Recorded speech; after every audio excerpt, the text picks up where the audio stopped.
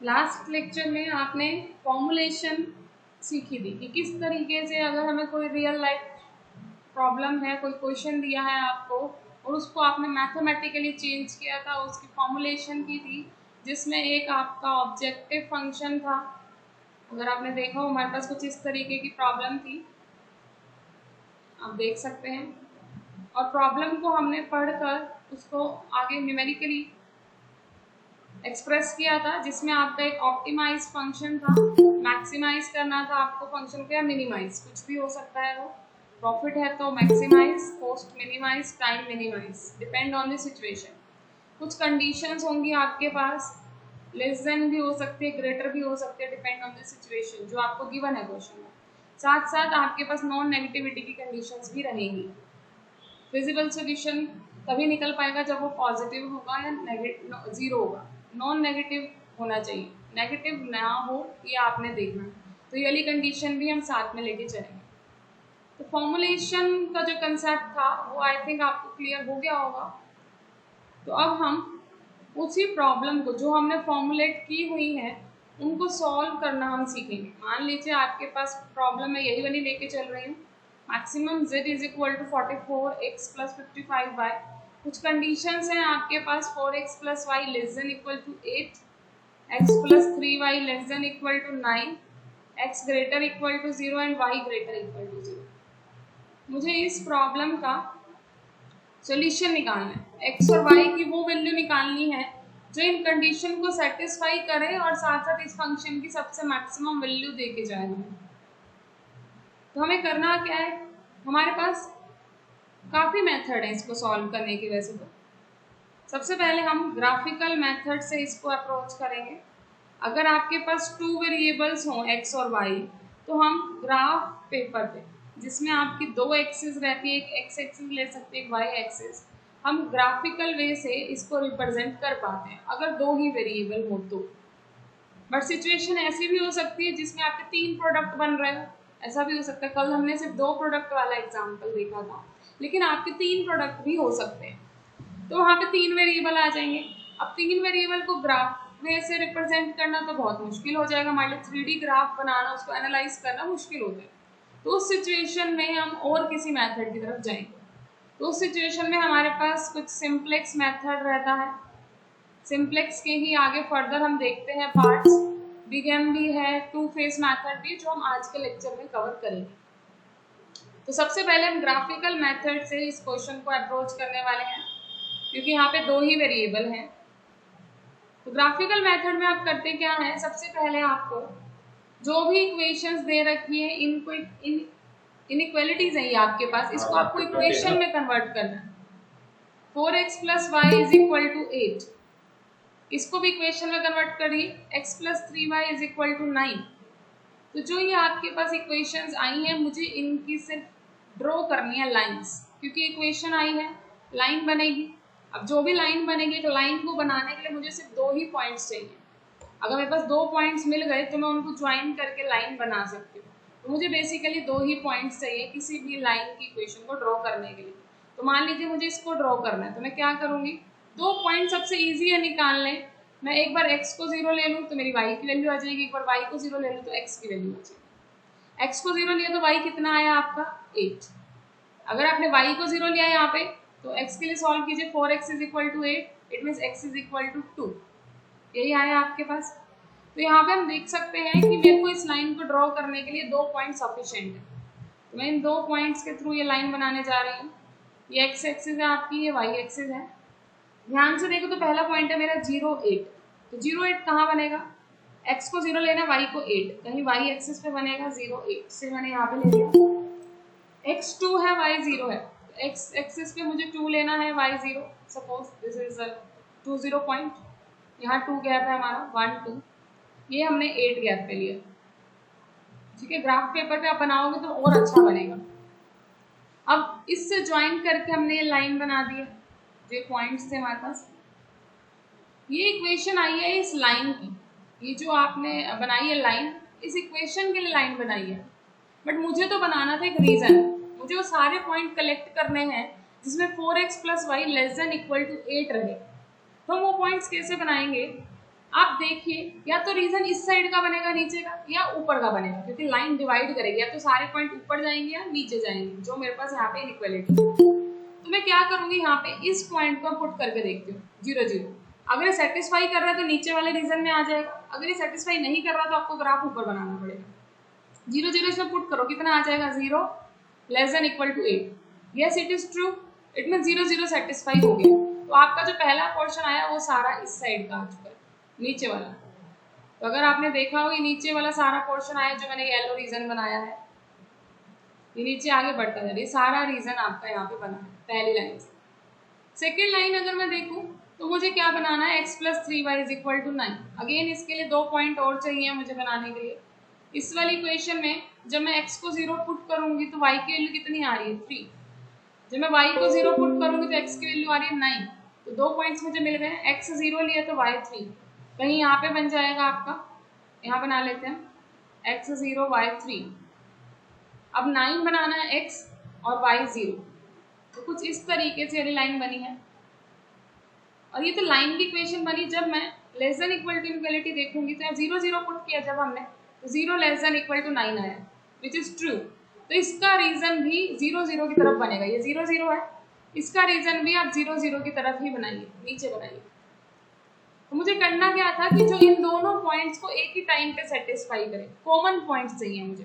तो वो रीजन इकट्ठा कीजिए जहाँ पे येलो भी है और ग्रीन भी है, और साथ में आपको रीजन वही वाला लेना है जिसमें x भी ग्रेटर रहे y भी ग्रेटर देन 0 रहे। तो पॉजिटिव क्वाड्रेंट लेना है, फर्स्ट क्वाड्रेंट में ही बात करनी है सिर्फ आपको, क्योंकि फर्स्ट क्वाड्रेंट में x भी पॉजिटिव है और y भी पॉजिटिव। तो अगर मैं इसमें देखूँ मेरा ग्रीन वाला रीजन और येलो वाला रीजन दोनों हो फर्स्ट क्वाड्रेंट के अंदर, तो मेरा जो यहाँ पे फाइनल बना है वो कौन सा बना, ये मेरे को कॉमन रीजन दिख रहा है, क्योंकि इसमें ग्रीन भी है येलो भी है। This is the required region. ये रीजन आपके पास रिक्वायर्ड बन तो गया, लेकिन जो रीजन बना है आपका ब्लू वाला, इस रीजन के अंदर के सभी पॉइंट इन दोनों इक्वेशन को सेटिस्फाई कर रहे हैं, और हमें इन पॉइंट्स में से देखना है कौन इस फंक्शन की मैक्सिमम वैल्यू देके जाएगा। इसे मैं एक एक करके पॉइंट पुट करूं तो किसके थ्रू मेरा आंसर सबसे मैक्सिमम आएगा।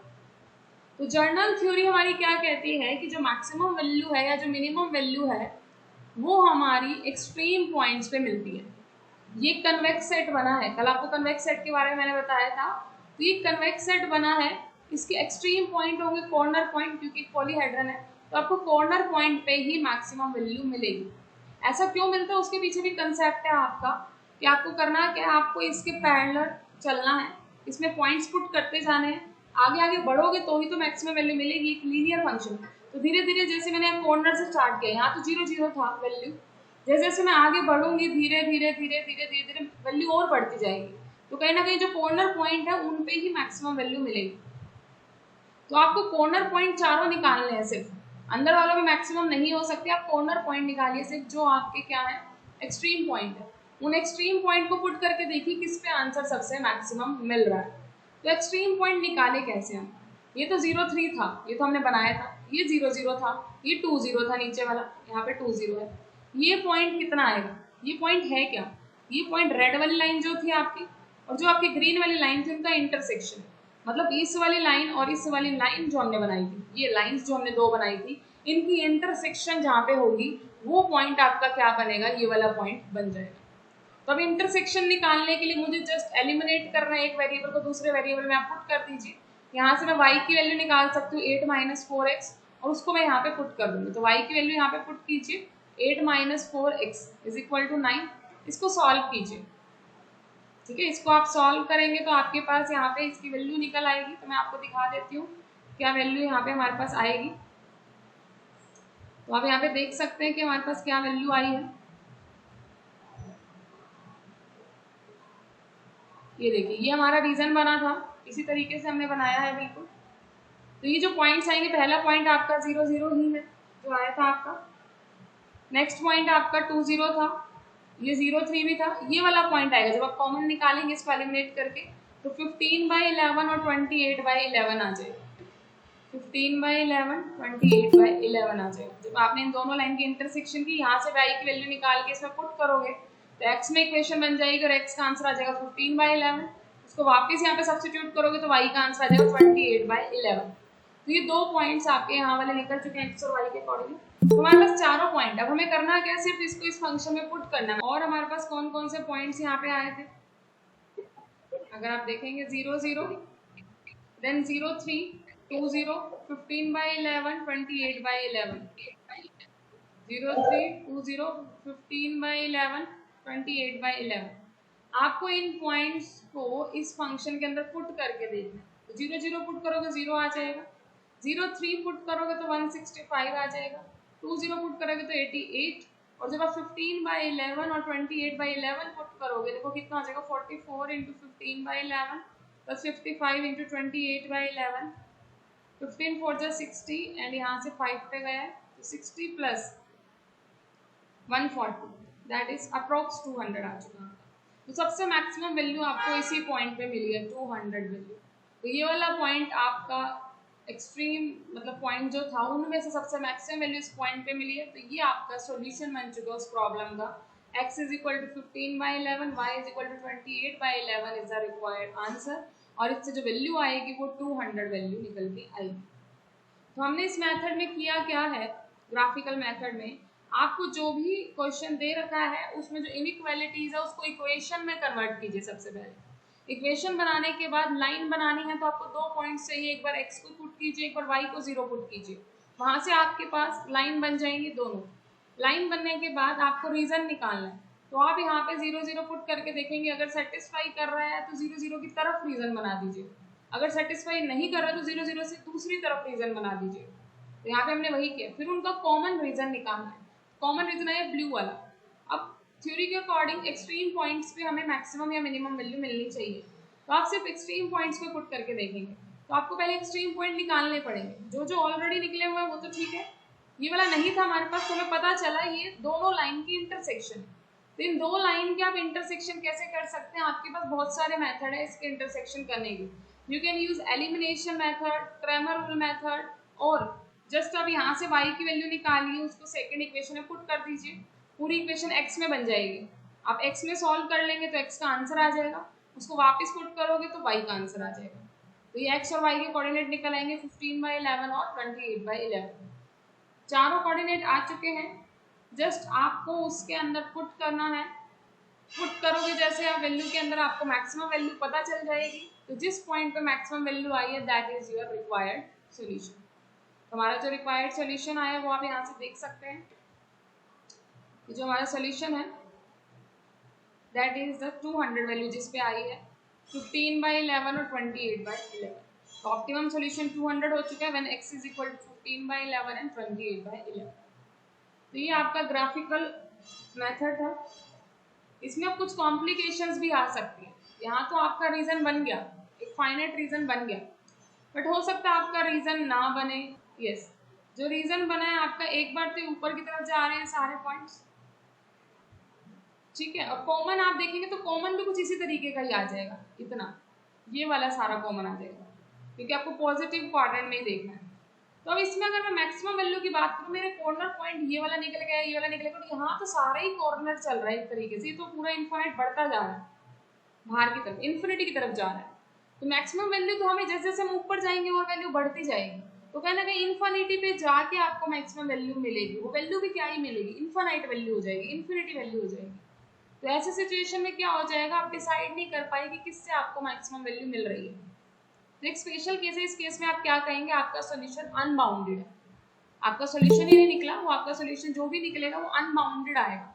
रीजन तो बन गया, रीजन तो बना, लेकिन सिचुएशन ऐसी हुई कि वो रीजन आपका आगे बढ़ता ही जा रहा है, अनबाउंडेड हो चुका है। तो उस केस में आप क्या कहेंगे, आपका अनबाउंडेड सॉल्यूशन है। ऐसी भी सिचुएशन हो सकती है जब आपके दोनों पे सेम आपकी वैल्यू आए, दो एक्सट्रीम पॉइंट पे मैक्सिमम वैल्यू सेम आ जाए। सपोज आपका यहाँ पे इस पॉइंट पे वही वैल्यू आती है जो इस पॉइंट पे आई है सपोज, और ये दोनों वैल्यू आपकी मैक्सिमम होती है। से this is x1 y1, this is x2 y2। तो हम ये कहेंगे कि अगर आपके इन दो पॉइंट पे मैक्सिमम वैल्यू मिली है ना, तो इस पूरी लाइन पे ही मैक्सिमम वैल्यू है। इस लाइन पे जितने भी पॉइंट है सभी पॉइंट को पुट करने में बिल्कुल सेम आंसर आएगा। तो इस लाइन की इक्वेशन हमें लिखनी आती है lambda into x1 plus 1 minus lambda into x2, कल के लेक्चर में बताया था आपको। ऐसे ही यहाँ पे lambda into y1 plus 1 minus lambda into y2। तो ये जो सारे कोऑर्डिनेट हैं आपके लैम्डा 0 से 1 तक, इन सब पे आपके सॉल्यूशन सेम ही रहेंगे। This is the case of multiple solution. ये किसका केस हो जाएगा? मल्टीपल सॉल्यूशन का केस हो जाएगा। तो ये कुछ कॉम्प्लिकेशन है जो सॉल्यूशन में आ सकती है। अभी तक हमने बाउंडेड सॉल्यूशन देखा, सबसे पहला क्वेश्चन। सेकंड हमने देखा कि आपका अनबाउंडेड सॉल्यूशन हो सकता है जब रीजन आपका अनबाउंडेड जाता जाए और आपसे मैक्सिमम आंसर पूछो। अगर मिनिमम आंसर पूछा तो नीचे वाले कोऑर्डिनेट में किसी पे मिल जाता, तब तो हम आंसर बता देते, जो भी छोटा आता उसमें से। जो 3 कोऑर्डिनेट मिले थे नीचे नीचे के, उन्हीं में से किसी एक पे मिनिमम मिल जाता। लेकिन अगर हम मैक्सिमम की बात करें तो आगे आगे बढ़ता जाएगा और हमें मैक्सिमम नहीं मिल पाएगा, इनफाइनाइट जाएगा, तो उस केस में हम अनबाउंडेड सॉल्यूशन कहेंगे। एक तीसरा केस ये हो सकता है कि मल्टीपल सॉल्यूशन हो, कि 2 पे आपको सेम आंसर मिल गया तो उस पूरी लाइन पे ही सेम आंसर होगा, मैक्सिमम वाला अगर मिला है। सपोज हमारे पास ऐसी इनइक्वालिटी थी कि एक लाइन मेरी ये बनी और उससे नीचे वाला रीजन आया पहली बार, दूसरी लाइन मेरी कुछ ऐसे बनी और उससे ऊपर वाला रीजन था। मैंने ऐसे दिया, 2 कांस्टेंट है मेरे x plus y less than equal to 1 और एक कांस्टेंट दे दिया x plus y greater equal to 5। आप इसमें करके देखना, ये 2 लाइंस बनेगी जो मैंने बनाई है। तो इन लाइंस के अकॉर्डिंग अगर आप देखोगे, एक बार रीजन इस साइड है, एक बार रीजन इस साइड है, क्या कुछ कॉमन आया? कॉमन कुछ भी नहीं आया, कुछ भी कॉमन नहीं आया। It means no feasible region. अब फिजिबल रीजन ही नहीं मिला, it means no feasible solution. कोई सॉल्यूशन नहीं है जो आपका उसको सेटिस्फाई करेगा दोनों इक्वेशन को एक साथ। तो केस ये वाला भी आ सकता है आपके। तो अगर आपने केसेस देखे हैं, आपके पास 3 डिफरेंट तरह के केसेस हैं। बाउंडेड भी हो सकता है, अनबाउंडेड सॉल्यूशन भी हो सकता है, मल्टीपल सॉल्यूशन भी हो सकता है आपका, और फाइनल जो आपने देखा है रीजन जो वो अनबाउंडेड भी हो सकता है। आप प्रैक्टिस करोगे, उससे आपके क्वेश्चंस क्लियर हो जाएंगे।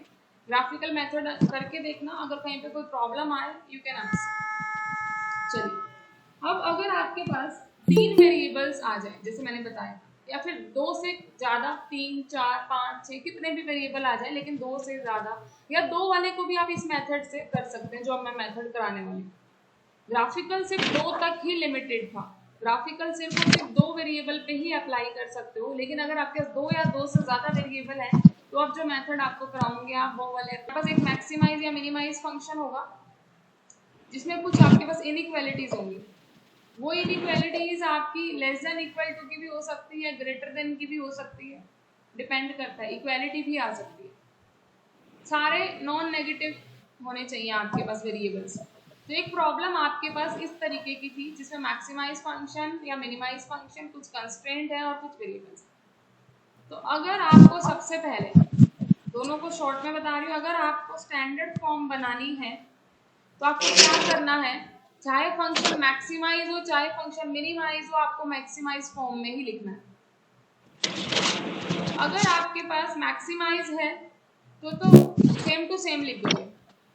अगर मैक्सिमम में लिखना है तो अगर मैक्सिमम है तो डायरेक्ट लिख दोगे, लेकिन अगर मिनिमाइजेशन का फंक्शन है तो आप उसके आगे नेगेटिव साइन लगा के मैक्सिमम बनाओगे। सपोज मिनिमम z है तो एक आप नया फंक्शन बनाने वाले हो मैक्सिमाइजेशन w, जिसमें क्या हो जाएगा, आपका जो मिनिमाइजेशन वाला फंक्शन था उसके आगे आप नेगेटिव लगा दोगे। तो मैक्सिमाइजेशन फंक्शन कैसे बनेगा, माइनस ऑफ z करके पूरे फंक्शन पे जो दे रखा है उस पूरे पे सब पे नेगेटिव साइन आ जाएगा।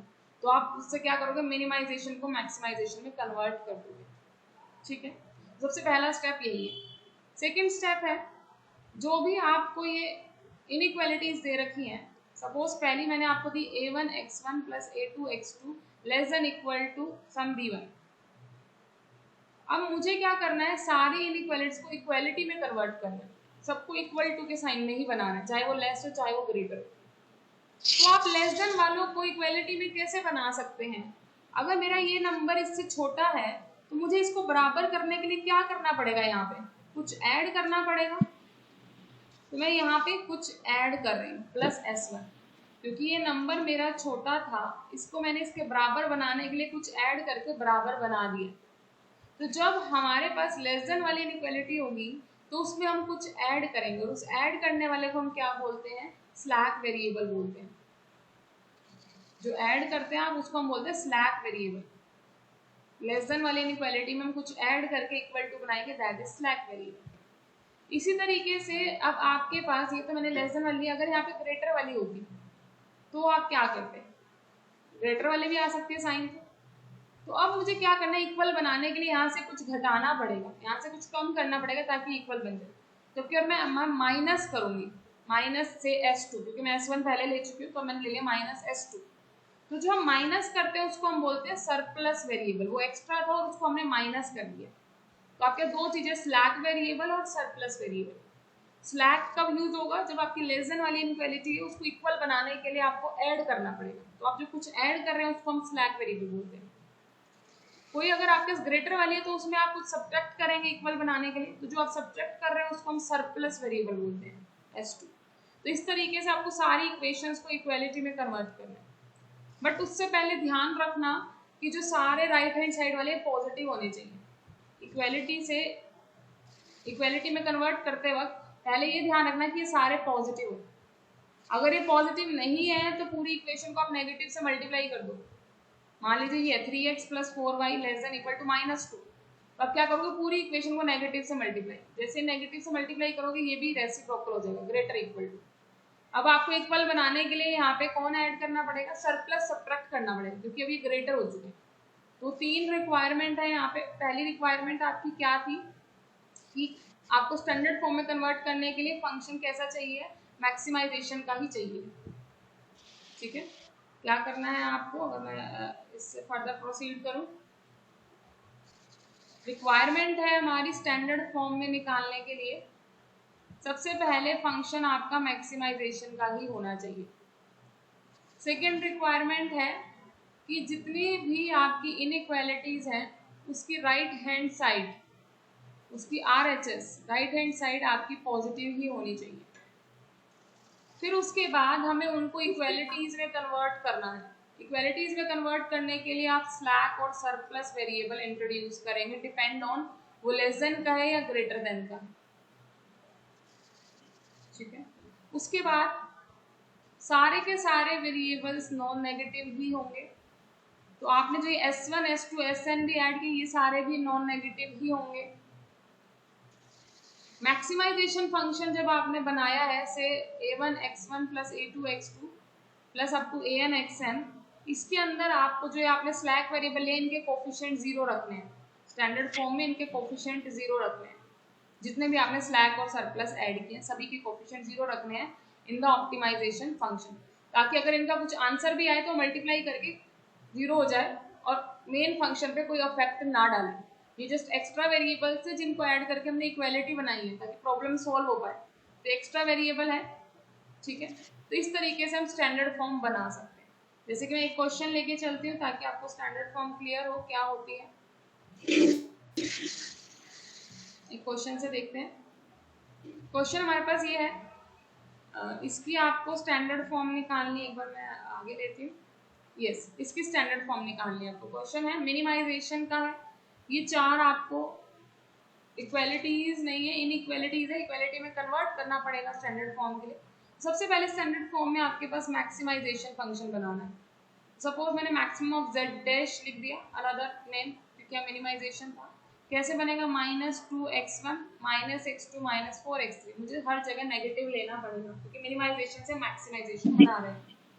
उसके बाद आपको यहाँ पे क्या करना है, ये लेस देन वाले सिंबल्स हैं, उससे पहले सारे BIs पॉजिटिव कीजिए। 4 पॉजिटिव है, 5 पॉजिटिव है, -2 नहीं है, तो इसको चेंज कर लीजिए, नेगेटिव से मल्टीप्लाई कीजिए। -2x1 -3x3 ≥ 2। तो यहाँ से अगर मैं देखूँ आपका, अब सारे पॉजिटिव हो चुके हैं, अब चेंज कीजिए। ये लेस देन वाला है, तो लेस देन वाले में क्या बताया था आपको, क्या ऐड करना पड़ेगा, एक स्लैक वेरिएबल, तो +s1 = 4। ये ग्रेटर वाला है, इसमें से आप क्या करेंगे, सरप्लस वेरिएबल सब्ट्रैक्ट करेंगे, तो -s2 = 5।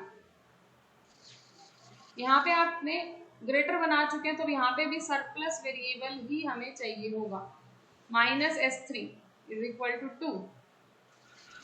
और ये सारे पॉजिटिव है ही, यहाँ पे s1 भी ग्रेटर 0 कर दो, s2 भी, और s3 भी ग्रेटर देन 0 कर दो। यहाँ पे प्लस में 0s1 0s2 0s3, तो ये आपकी पूरी की पूरी स्टैंडर्ड फॉर्म बन चुकी है।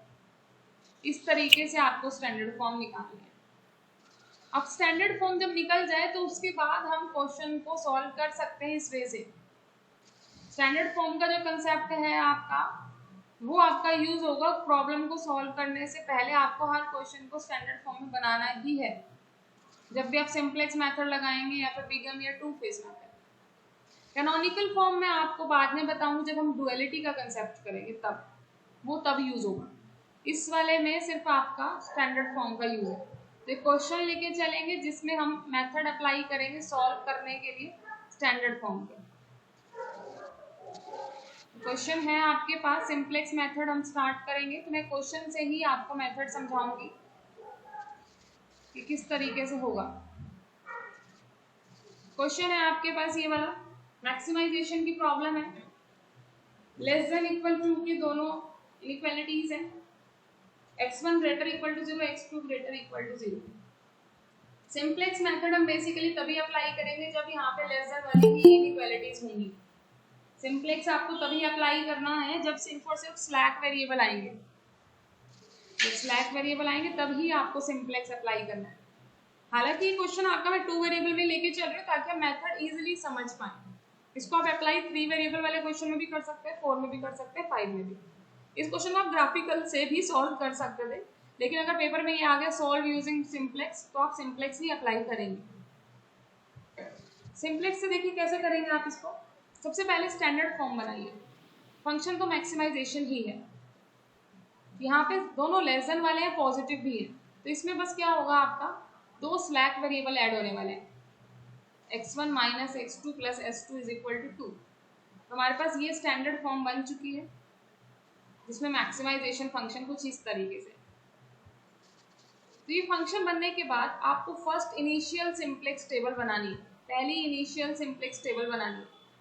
ये टेबल कैसे बनेगी, सबसे पहले जो टेबल में कॉलम रहेगा वो बेसिक वेरिएबल्स का रहेगा। बेसिक वेरिएबल हमने बताया था क्या होता है, जो इक्वेशंस को सॉल्व करने के लिए यूज होंगे इनिशियली। यहाँ पे आप देखोगे तो आपके 4 वेरिएबल हैं, x1, x2, s1, s2, लेकिन इक्वेशन 2 ही हैं। तो 2 इक्वेशन के लिए मुझे 2 ही बेसिक वेरिएबल चाहिए सॉल्व करने के लिए, तो बाकी 2 को मैं बाहर रखूंगी, मुझे सिर्फ बेसिक वेरिएबल में 2 ही लेने हैं। तो इनिशियली हम उनको बेसिक वेरिएबल लेंगे जिनके नीचे आइडेंटिटी मैट्रिक्स बनेगी। अभी मैं जो टेबल बनवाऊंगी उस टेबल में जहाँ पे आइडेंटिटी मैट्रिक्स बनेगी वही वाले हम बेसिक वेरिएबल में रखेंगे। हर टेबल में जहाँ पे आइडेंटिटी मैट्रिक्स बनेगी वहीं पे हम बेसिक वेरिएबल रखेंगे, ठीक है।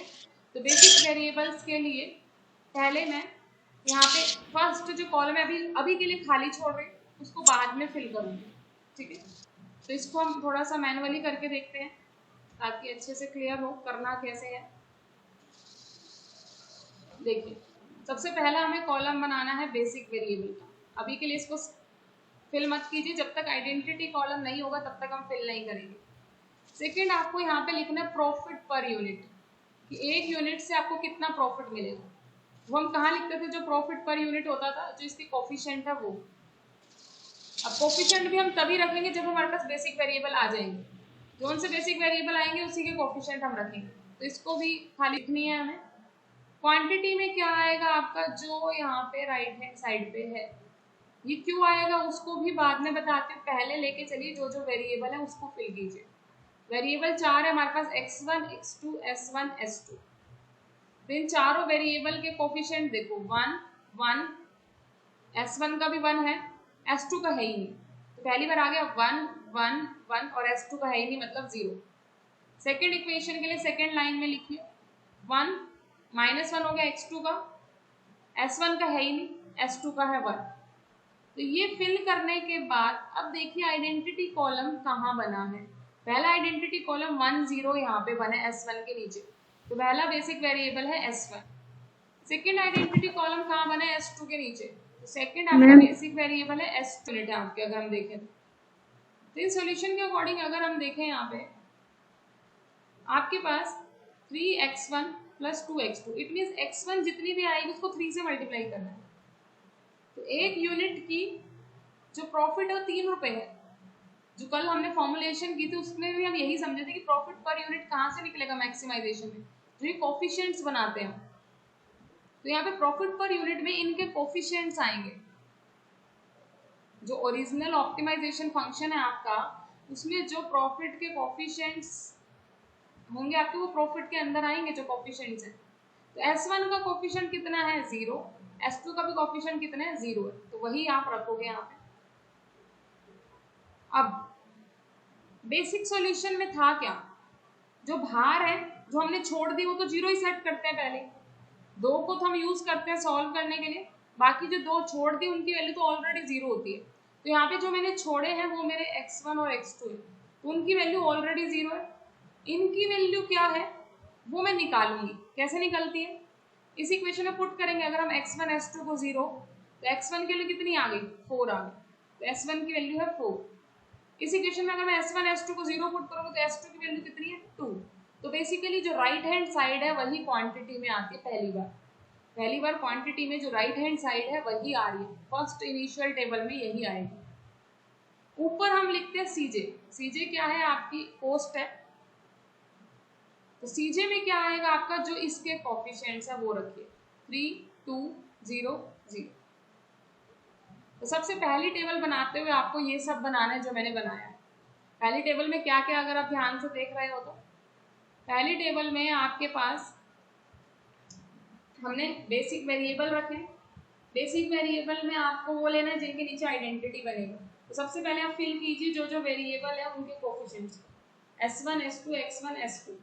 तो x1 का कोफिशिएंट था 1, यहाँ रख दिया, x2 का भी 1 यहाँ रख दिया, S1 का 1 एंड S2 का 0।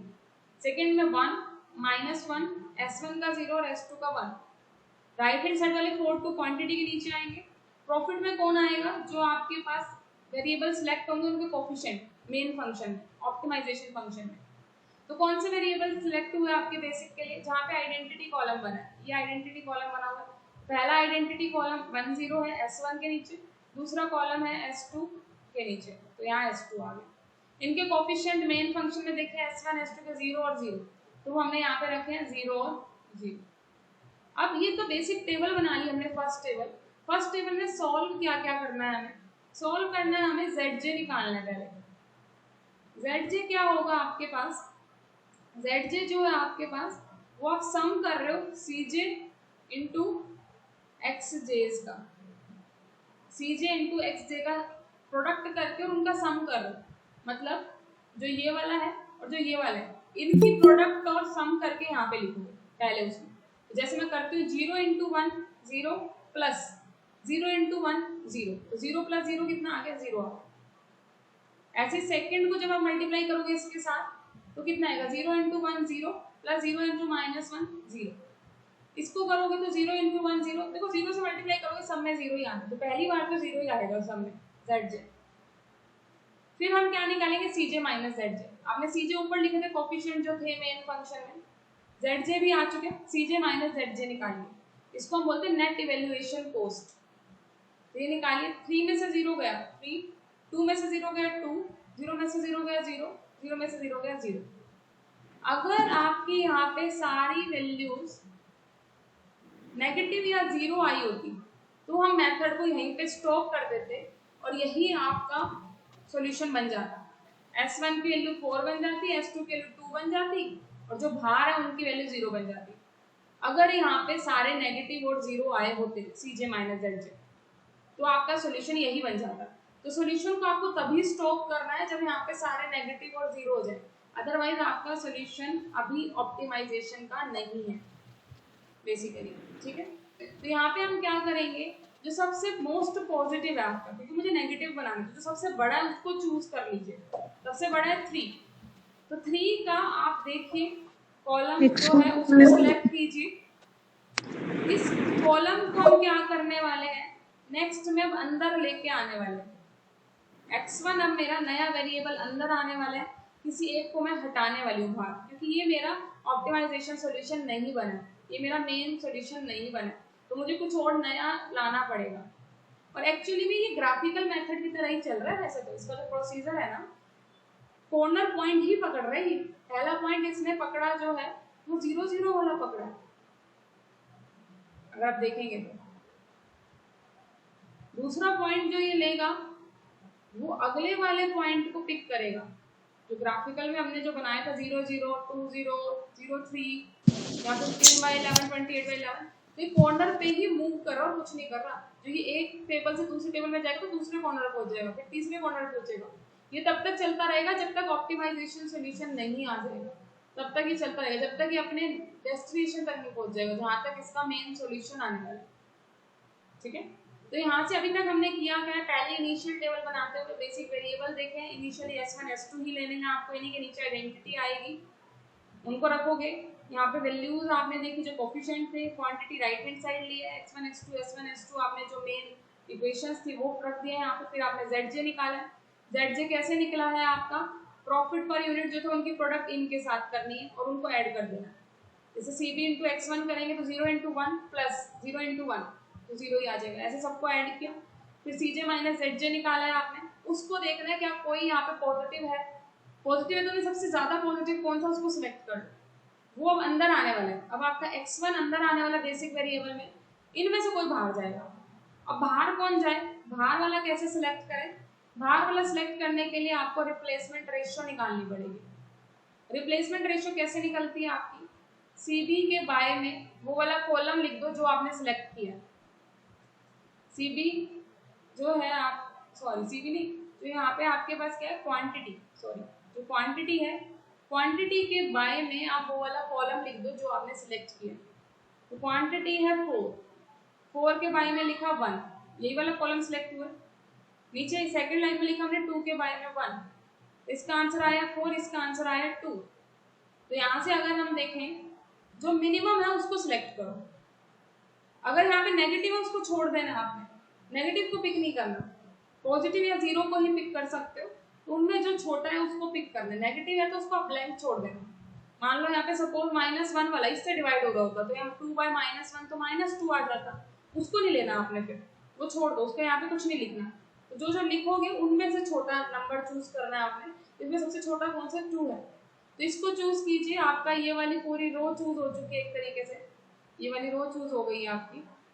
तो इस रो को अगर आप देख रहे हैं बेसिकली आपकी एक तो ये वाली आई है और ये कॉलम आपका क्या हुआ है बाहर गया है, यही हुआ, ठीक है ना, ये वाली रो सिलेक्ट हुई आपकी। तो यहाँ से अगर हम देखें, मेरा मतलब जो इसके सामने वेरिएबल S2 ये मेरा बाहर निकलने वाला है और अंदर कौन आने वाला है, x1 अंदर आने वाला है। तो x1 को आप S2 की जगह पे लिखोगे और जैसे आप x1 को x2 की जगह पे लिखोगे तो यहाँ पे भी चेंज हो जाएगा। इसका कोफिशिएंट कितना था, 3 था, x1 का कोफिशिएंट है 3, तो यहाँ 0 की जगह पे क्या आ जाएगा, 3 आ जाएगा। बाकी ये सेम रहेगा S1 या 0 सेम रहेगा। इन सबको हम चेंज करेंगे, इन सबको चेंज करके क्या तरीके उसके लिए नेक्स्ट टेबल पे चलते। देखो सारा हमने वही निकाला है, फिर हमने रिप्लेसमेंट रेशियो भी निकाला है, जैसे आप देख सकते हैं। इस रिप्लेसमेंट रेशियो के अकॉर्डिंग हमारी ये वाली तो रो थी और ये वाला कॉलम, तो इनके इंटरसेक्शन पे यही पॉइंट बना है, दोनों का इंटरसेक्शन, ये रो थी ये कॉलम था, दोनों के इंटरसेक्शन पे यही पॉइंट है। तो ये मेन आपका की एलिमेंट बन चुका है, की एलिमेंट आपको सिलेक्ट करना है। अब अगर आप यहाँ से देखेंगे जो ये एलिमेंट आपने सिलेक्ट किया है, इस एलिमेंट को जो भी आएगा जो सिलेक्ट करके, इस एलिमेंट को आपको हमेशा बनाना है 1। जो भी की एलिमेंट है अगर ये 1 नहीं है तो आपको 1 बनाना है। बचे हुए जो चीजें उनमें से, इनको तो हम पहले ही फिक्स कर चुके हैं, इससे आगे वाला तो हम पहले ही लिख चुके हैं सारा, इसको नहीं छेड़ना, ये तो हम ऑलरेडी लिख चुके हैं जो लिखना था। इन पे काम होगा हमारा, बस जो अंदर वाली वैल्यूज है इस पे काम करना है। तो इस पे काम हम कैसे करेंगे, क्या करना है, जो की एलिमेंट है इसको बनाना है 1। यहाँ पे बाई चांस 1 है इसलिए बनाने की नीड नहीं है। अगर ये 1 नहीं होता, मान लो 5 होता, तो आप क्या करते, इस पूरे को आप 5 से डिवाइड कर देते, तो यहाँ पे 1 बन जाता। 1 कैसे बना सकते हो, आपने अलजेब्रा के अंदर रो ऑपरेशन पढ़े हैं, कॉलम ऑपरेशन पढ़े हैं, वही अप्लाई करने हैं आपने बस। तो 5 से अगर 1 बनाने तो आपको पूरी रो को 5 से डिवाइड करना पड़ेगा। तो पूरी रो आपकी यहाँ तक है, सिर्फ इसको तो हम वहीं से डिसाइड करेंगे जो कोफिशिएंट थे, इसको नहीं छेड़ना, सिर्फ इस पे काम करना है आपने, इतने पे, तो इतने हिस्से में काम कीजिए। यहाँ पे 1 बनाने के लिए आप उससे डिवाइड कर देंगे, यहाँ पे ऑलरेडी 1 है तो आपको करने की कोई जरूरत है नहीं, लेकिन अगर 1 ना होता तो आप चेंज करते। तो जो मेन की एलिमेंट है उसको तो बनाना है 1, बाकी उस कॉलम में अगर ऊपर कोई एलिमेंट है तो उसको 0 बनाना है। बाई चांस एक और रो होती तो उसके नीचे भी अब यहाँ पे भी 0 बना देते, तो उसके ऊपर नीचे सभी को 0 बनाना है, जितने भी रो है सबको। तो यहाँ पे 0 बनाने के लिए मैं क्या करूँ, ऊपर वाला जो मेरा एलिमेंट है एक बार देखते हैं, ये यहाँ पे 1 था, ये तो 1 ही रहेगा, इसको मुझे 0 बनाना है। इसको 0 में कैसे बना सकते हो? इसको 0 बनाने के लिए यस, इसमें से मैं इसको सब्ट्रैक्ट कर दूं, मुझे 0 बनाना है, तो इसमें से अगर मैं इसको माइनस करूंगी तो मेरा यहाँ 0 ही आ जाएगा। तो माइनस बहुत ध्यान से करना, आपको ऑपरेशन लगाना है पहली रो पे, तो पहली रो में से ही आप R2 को माइनस कीजिए। अगर आपने R2 में से R1 को माइनस कर दिया आएगा तो तब भी 0 यहाँ पे, लेकिन यहाँ पे 2 - 4 होके -2 बन जाएगा। क्वांटिटी कभी भी नेगेटिव नहीं होती, तो आपको मेन ये ध्यान रखना है कि क्वांटिटी नेगेटिव ना हो, आप कोई भी ऑपरेशन लगाइए कोई फर्क नहीं पड़ता है, बस क्वांटिटी पॉजिटिव रहे इसका ध्यान रखना है। तो आपने ऑपरेशन लगाया R1 पे R1 माइनस R2, जैसे लगाओगे 4 में से 2 गया यहाँ 2 हो जाएगा, या 1 में से 1 गया 0, या 1 में से -1 करोगे तो 2 बन जाएगा, 1 में से 0 गया 1, 0 में से 1 गया तो -1। तो ये नई रो बन चुकी है आपकी 2 0 2 1 -1। तो आप देख सकते हैं 2 0 2 1 -1, ये नीचे वाली सेम ही रहेगी क्योंकि यहाँ पे ऑलरेडी 1 था, इधर चेंज हो गया, यहाँ पे S1 का तो S1 है लेकिन S2 की जगह पे X1 आ चुका है, यहाँ पे 0 आ चुका है, X1 का जो कोफिशिएंट था मेन टेबल में 0 ही था, S1 का कोफिशिएंट मेन टेबल में था 3, वो मैंने यहाँ पे रख दिया। तो पूरी टेबल मेरी फिर से वैसे ही बन गई जैसे मेरे पास पहली टेबल थी, उस तरीके से काम अब स्टार्ट हो जाएगा दोबारा। अब आपको ZJ निकालना है, ZJ कैसे निकलता है, CB इंटू इनकी प्रोडक्ट करते जाओ, ऐड करते जाओ, तो 0 × 0 0, 3 × 1 3 आएगा, 0 × 2 0 प्लस 3 × -1 -3 आ जाएगा, 0 × 1 0, 3 × 0 0, 0 × 0 3 × 1 3। फिर निकालना है CJ - ZJ, 3 में से 3 गया 0, 2 में से -3 हो जाएगा 5, 0 - 0 0 -3। तो यहाँ पे भी एक की कमी रह गई, ये वाला अभी भी पॉजिटिव है, बाकी तो 0 और नेगेटिव आ गए, तो इसको चूज करना पड़ेगा मुझे। तो ये वाला मैंने कॉलम चूज किया, इस कॉलम के लिए रिप्लेसमेंट रेशियो निकालो।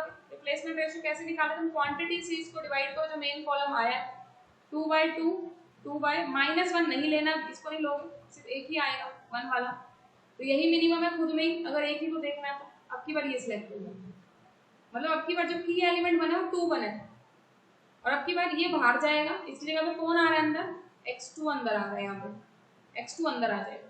तो अगर आप नेक्स्ट टेबल देखोगे आपका X2 अंदर आ चुका है, X1 ऑलरेडी था, X2 का कोफिशिएंट रखोगे 2, X1 का कोफिशिएंट 3 ही था, अंदर वाले सारे चेंज करने हैं आपको, जैसे जैसे चेंज हो रहे हैं। 2 की जगह आपको 1 बनाना था ऊपर वाले टेबल में, यहाँ 2 को 1 कैसे बनाएंगे, पूरे को 2 से डिवाइड करके, तो यहाँ बन जाएगा 1 0 1 1/2 -1/2। तो आप देख सकते हैं टेबल 1 0 1 1/2 -1/2। नीचे वाले में 0 बनाना था, उसके 0 कैसे बनाओगे, अभी ये -1 है, 0 बनाने के लिए ऐड कर दो आपकी बार, इसमें इसको ऐड करो तो 0 बन जाएगा, तो यहाँ जाएगा 3 1 0, ऐड करोगे 1/2 1/2। तो आप देख सकते हैं यही आया 3 1 0 1/2 1/2। तो ये आपकी फाइनल बन चुकी है, ये वाली टेबल बनी है। X2 की वैल्यू यहाँ पे 2 है, X1 की 3, इसके लिए ZJ निकालिए, CJ - ZJ निकालिए। तो अब की बार अगर आप ऑब्जर्व करेंगे तो आपके सारे 0 और नेगेटिव आ चुके हैं, दिस मीन्स यही आपका फाइनल सॉल्यूशन है।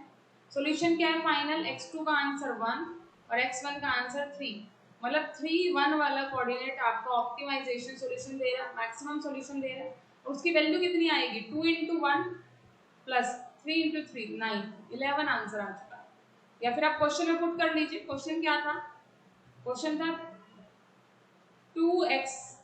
3x1 + 2x2, इसको मैक्सिमाइजेशन करना था, तो x1 की वैल्यू 3 पुट कीजिए 9, x2 की वैल्यू 2 पुट कीजिए 1 पुट कीजिए 1 आई है ना, हाँ, तो 2 11 ही आंसर आ गया। तो आपके पास ये फाइनल आंसर आ चुका है। इसको ऑब्जर्व कीजिए कैसे किया हमने, अच्छे से देखिए दोबारा से।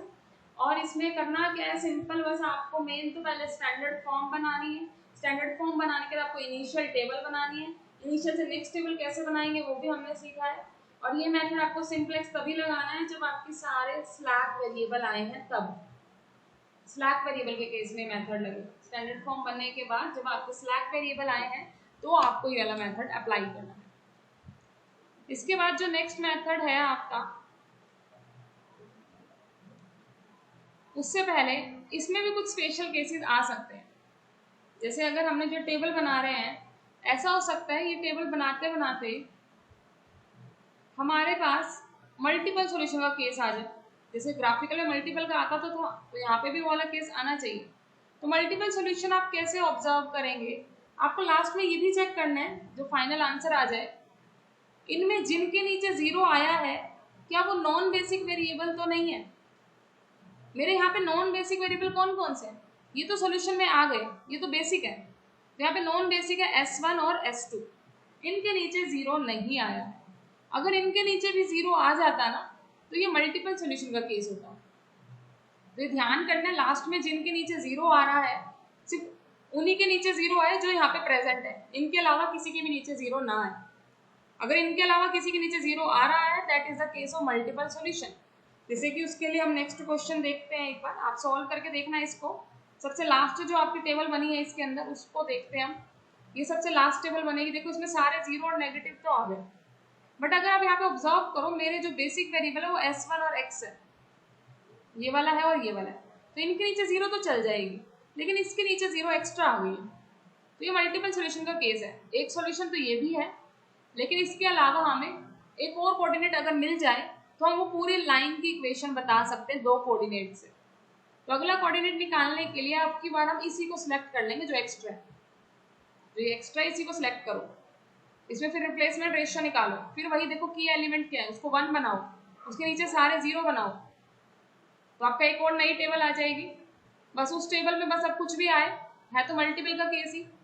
अब ये 2 कोऑर्डिनेट और आ गए हमारे पास, तो अब हमारे पास जो जो कोऑर्डिनेट आए हैं, एक तो आया है 10 20 पे, ठीक है, और एक जो पहले आया था वो वाला, उन दोनों से आप फाइनल आंसर लिख सकते हो लैम्डा इंटू 1 माइनस लैम्डा करके, जो आप करते थे lambda into second coordinate of first 1 minus lambda into this, where lambda likes from 0 to 1। यहाँ टी ले रखा, आप लैम्डा ले लो, पैरामीटर कोई फर्क नहीं पड़ता। तो मल्टीपल सॉल्यूशन का केस कब बनेगा, आपको टेबल देखनी है फाइनल वाली, जब आपका नेगेटिव और 0 वैल्यूज आ चुकी हैं, उस केस में देखिए क्या 0 किसी नॉन बेसिक के नीचे तो नहीं है।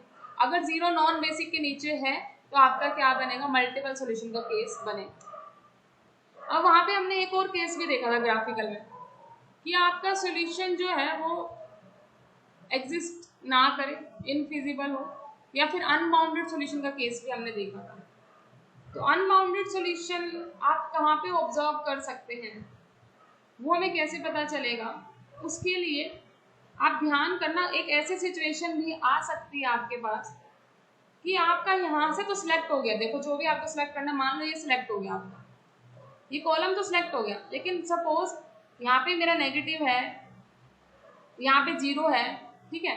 अब की बार जब मैं रिप्लेसमेंट रेशियो निकालूंगी तो 20 बाय नेगेटिव मैं कर नहीं सकती, 10 बाय नेगेटिव भी मैं कर नहीं सकती, तो दोनों ही सिचुएशन क्या हो गई आपकी, दोनों नेगेटिव होने के कारण कोई सिलेक्ट नहीं कर पाए, तो कोई भी अब आपका आगे दोबारा अंदर नहीं आ पा रहा।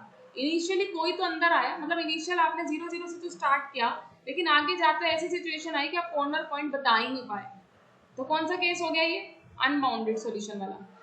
तो अनबाउंडेड सॉल्यूशन आप कब देख सकते हो, जब आप रिप्लेसमेंट रेशियो चूज ही नहीं कर पा रहे हैं, जो आपका मेन कॉलम सिलेक्ट हुआ उसमें या तो सारे 0 है या सारे नेगेटिव हो गए हैं, कि आप रिप्लेसमेंट रेशियो निकाल ही नहीं पाए, तो वो वाला केस क्या हो जाएगा, अनबाउंडेड सॉल्यूशन का केस हो जाएगा। इनफिजिबल सॉल्यूशन हम नेक्स्ट केस में देखेंगे, जब हम बिगर मेथड करेंगे तब देखेंगे। तो उस मेथड को भी हम लेके चलते हैं आज ही, थोड़ा सा मैं 10-15 मिनट ऊपर लूंगी, ठीक है। सेम ही मेथड है, बस थोड़ा सा फर्क है, इसलिए मैं आज ही बता रही हूँ सिंप्लेक्स के साथ ही। चलिए, तो इसके अंदर अब क्या है आपका, आर्टिफिशियल वेरिएबल टेक्निक भी बोलते हैं, बिगर मेथड भी इसको बोल देते हैं। मतलब अब की बार आप एक नया वेरिएबल लेके आने वाले हैं, आर्टिफिशियल वेरिएबल आएगा कब, उसको हम थोड़ा देखना चाहते हैं कि आएगा कब। देखो इसकी एक बार स्टैंडर्ड फॉर्म निकालते हैं, फिर पता चल जाएगा हमें आर्टिफिशियल वेरिएबल आएगा कब और क्यों आया। स्टैंडर्ड फॉर्म के लिए फंक्शन तो मैक्सिमाइज ही रखना है जो है। यहाँ पे अगर आप देखो दोनों पॉजिटिव है, ठीक है, पॉजिटिव तो है। सेकंड हम इसको इक्वालिटी में कन्वर्ट करेंगे अगर, तो यहाँ पे ग्रेटर देन वाला है, तो इसमें स्लैक वेरिएबल माइनस हो जाएगा, सरप्लस वेरिएबल माइनस हो जाएगा। सेकंड वाला अगर मैं देखूँ 2x1 + x2 लेस देन वाली है, तो यहाँ पे स्लैक वेरिएबल ऐड होगा, ये 2 बन गई हमारे पास। S1 S2 2 आए हैं, तो S1 greater equal to 0, S2 greater equal to 0, यहाँ 0 S1 0 S2। अब मैंने आपको बताया था कि इस केस में हम सिंप्लेक्स मेथड से नहीं चल पाएंगे, क्योंकि स्लैक नहीं, सिर्फ सरप्लस भी आया होगा, क्यों नहीं चल पाएंगे उसका रीजन भी लेते हैं। एक बार आप इसकी पहली टेबल बना के देखो, फर्स्ट टेबल से x1 x2 s1 s2। First table में क्या होगा, यहाँ पे 1 है, यहाँ -1 है, यहाँ -1 है, s2 का 0 है। सेकेंड वाले में यहाँ 2 है, यहाँ 1 है, यहाँ 0 है, s2 का 1 है। मैंने कहा था कि बेसिक वेरिएबल में आपको वो रखना है जिसके नीचे आइडेंटिटी बने। क्या यहाँ पे आइडेंटिटी बनी? क्या आइडेंटिटी का फर्स्ट कॉलम है आपके पास? यहाँ पे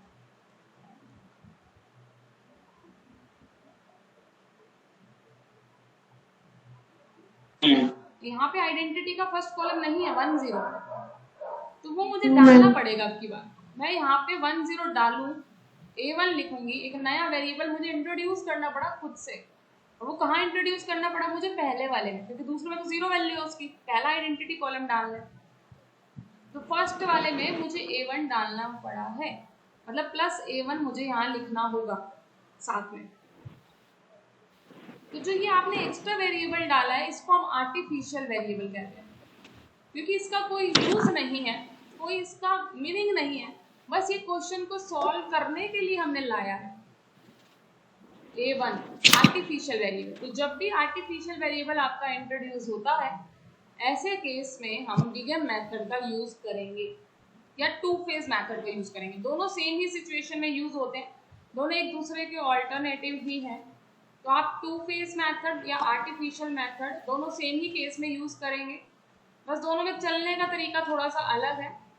दोनों में काम वही करना है आपको। आर्टिफिशियल वेरिएबल जो इंट्रोड्यूस किया उसको बाहर फेंकना है, वो गलती से आ तो गया, उसको लाना पड़ा है हमें सॉल्यूशन को सॉल्व करने के लिए, लेकिन वो किसी भी तरीके से आपके टेबल से बाहर होना चाहिए लास्ट तक। अगर वो बाहर नहीं है तो उसकी फिर लास्ट में वैल्यू 0 आए, या तो वैल्यू 0 लेके आओ उसकी। वो मेन सॉल्यूशन में आना नहीं चाहिए, दिखना नहीं चाहिए हमें मेन सॉल्यूशन। दिख भी गया तो उसकी वैल्यू 0 हो, ऐसा करना है। दोनों मेथड में ही हम यही करेंगे, आर्टिफिशियल वेरिएबल को रिमूव करने की कोशिश करेंगे। सॉल्व सिंप्लेक्स की तरह ही करना है बिगन के अंदर। डिफरेंस क्या आएगा? यहाँ पे मुझे सीजे जो दिख रहे हैं, इसका दिख रहा है 1, यहाँ पे 2 है कोफिशिएंट, ये 0 आएंगे, 0 आएंगे। आर्टिफिशियल का क्या रखूं? क्योंकि मुझे आर्टिफिशियल को बाहर निकालना ही है, तो मैं इसको इतना बड़ा ले लूं, और वो भी नेगेटिव में इतना बड़ा लूं कि यहाँ पे हमेशा नेगेटिव ही आए। अगर आपको याद हो ZJ में यहाँ पे 0 0 0 0 0 आते हैं, फिर उसको हम CJ माइनस ZJ करते हैं, तो यहाँ आ जाएगा 1, यहाँ आ जाएगा 2, यहाँ 0, यहाँ 0। यहाँ पे मेरा इनसे बड़ा नहीं आना चाहिए। अगर मेरा बड़ा आया तो ये इनकमिंग वेरिएबल बन जाएगा, ये अंदर आ जाएगा। तो इसको मुझे बड़ा नहीं लाना, इसको मुझे बहुत ही ज्यादा नेगेटिव लेके चलना पड़ेगा। नेगेटिव में सबसे बड़ा नंबर ले लो, तो मैंने यहाँ पे लिखा नेगेटिव में -m, where m is very large. मेरा m इतना लार्ज है कि वो इन्फिनिटी की तरफ जा रहा है, ये मान लो अब की बार। This number is tending to -infinity. -m का मीनिंग है -इन्फिनिटी। इतना बड़ा ले लो कि ये वापस अंदर आ ही ना पाए। तो CJ वाले में आपको इसको -m लेना पड़ेगा, तो यहाँ पे मैं लिखूंगी -m a1। तो हमेशा ध्यान रखना बिगन मेथड में हम इसके कोफिशिएंट को -m लेंगे, बाकी अप्रोच सारी सेम रहेगी। सेम तरीके से आपको टेबल बनाने है। आइडेंटिटी वाला पहला a1 है, सेकेंड आइडेंटिटी कॉलम आपका s2 है, यहाँ s2 रखिए। यहाँ पे आप कोफिशिएंट रखते हैं मेन उसमें से, तो a1 का कोफिशिएंट आपको -m दिख रहा है, s2 का कोफिशिएंट आपको 0 दिख रहा है। यहाँ पे राइट हैंड साइड आती है xb में 3 10, ये राइट हैंड साइड है आपके पास। सेम टेबल बनी है, सेम तरीके से सॉल्व कीजिए, बस m को एक बहुत बड़ा नंबर मान के चलिए। अगर आपका इन फ्यूचर m अगर आ भी रहा है अंदर, जैसे आप मल्टीप्लाई करोगे CB इंटू x1 को, CB इंटू x1 को मल्टीप्लाई करेंगे, देखिए क्या बन जाएगा। थोड़ा सा मैं आपको यहाँ पे दिखाती हूँ, ये है, तो ये CB है इंटू x1 कीजिए तो -m आएगा, प्लस 0 इंटू 2 तो ये -m आ जाएगा। जब इसको इसमें से माइनस करेंगे तो 1 माइनस -m 1 प्लस m, ऐसे सेकेंड आएगा 2 -m, अगला आया -m, अगला 0, यहाँ 0। ये तो ऑब्वियसली छोटे हैं, ये नेगेटिव में बहुत बड़ा नंबर है तो इसको भी नहीं लेना, ये भी नेगेटिव नंबर ही माना जाएगा। क्या ये नेगेटिव नंबर है? 2 -m, is it less than 0? क्या आप कह सकते हैं लेस देन 0 है? देखा जाए तो आपने एक तरीके से 2 में से बहुत बड़ा नंबर माइनस किया है, something that is approximate to infinity. तो इसका आंसर भी तो कुछ -इन्फिनिटी की तरफ ही जा रहा है। अगर आप -इन्फिनिटी को थोड़ा सा ऐड भी कर रहे हो तो -इन्फिनिटी तक ही तो रहेगा। तो ये नंबर भी क्या है? नेगेटिव ही है। ये नंबर आपका पॉजिटिव हो गया क्योंकि ये इन्फिनिटी था, कहीं ना कहीं टेंडिंग टू इन्फिनिटी, और इसमें कुछ आपने ऐड कर दिया, तो ये नंबर नेगेटिव की तरफ नहीं गया, ये पॉजिटिव है। तो इट मीन्स अभी भी टेबल में एक नंबर पॉजिटिव बैठा है, मैं इसको बाहर निकालना चाहती हूँ। ठीक है, तो यहाँ से हम इस वेरिएबल को इनकमिंग वेरिएबल बनाएंगे, S1 हमारा अंदर आएगा, बाहर कौन जाएगा वही सेम चेक कीजिए, रिप्लेसमेंट रेशियो। रिप्लेसमेंट रेशियो हम कैसे चेक करते हैं, क्वांटिटी के बाय में आपको मेन कॉलम जो सिलेक्ट किया उसको करो 3/1 10/2 मिनिमम देखा हमने, तो देखो ध्यान से देखो A1 ही सबसे पहले बाहर गए, हमारा काम हो गया। A1 बाहर चले गए, इसको दोबारा अंदर तो आना नहीं। अब चाहे आप लास्ट वाला बनाओ भी मत, कुछ नहीं जाता नेक्स्ट टेबल में। नेक्स्ट टेबल में चाहे आप A1 को बाहर ही निकाल दो, कोई प्रॉब्लम नहीं। देखो मैंने A1 के नीचे हर जगह क्रॉस लगा दिए यहाँ पे। ठीक है, तो आपको सिर्फ बाकी के लिए सेम तरीके से सॉल्व करना है जैसे आप करते आए हैं, सेम वैसे सॉल्व कीजिए। वही इनकमिंग आएगा, जो सिलेक्ट हुआ उसको 1 बनाना है, उसके नीचे 0 बनाना है किसी भी तरीके से। तो आपको एक सेल्फ ट्राई करना है, आगे सॉल्व हो जाएगा और आपका फाइनल आंसर आ जाएगा। तो दिया मेथड